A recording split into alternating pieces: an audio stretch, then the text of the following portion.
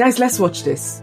Data says 95% of Nigerians that struggle together end up in bitterness. Because the 95% that struggle together, you don't know if they're telling you the truth. So many things you hear is a lie. How did you struggle with the man? No, let's first of all say that my husband is a very quiet person. I'm more of a talking person. So you might not even know him. Did you disrespect him because of that? I can be in a place now that the priest come and the first person you want to greet is me. Because my husband is quiet. I will tell that the priest, that's my husband. So you have to greet my husband first. Unless drop your hand. That's my husband.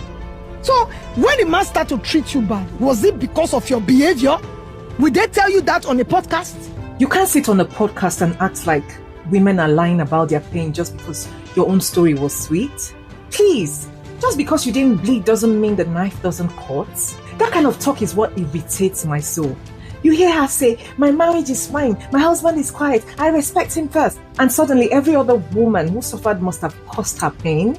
That's not sense now. That's privilege dressed as wisdom.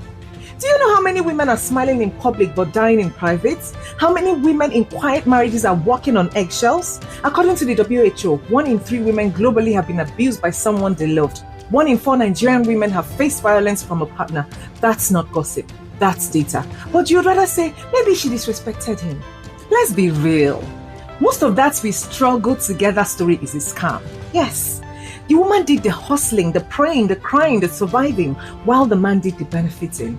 Then when the storm passes, she's told to clap for herself quietly. And that's great, my husband's first line. My God. Respect is not a parade ground. Marriage is not an ego boot camp.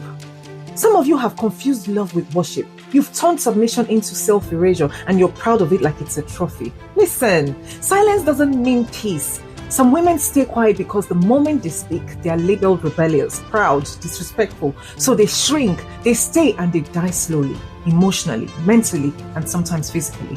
If you can't relate, then thank God. But don't you sit on a mic and insult the women who went through hell just because yours looks like heaven.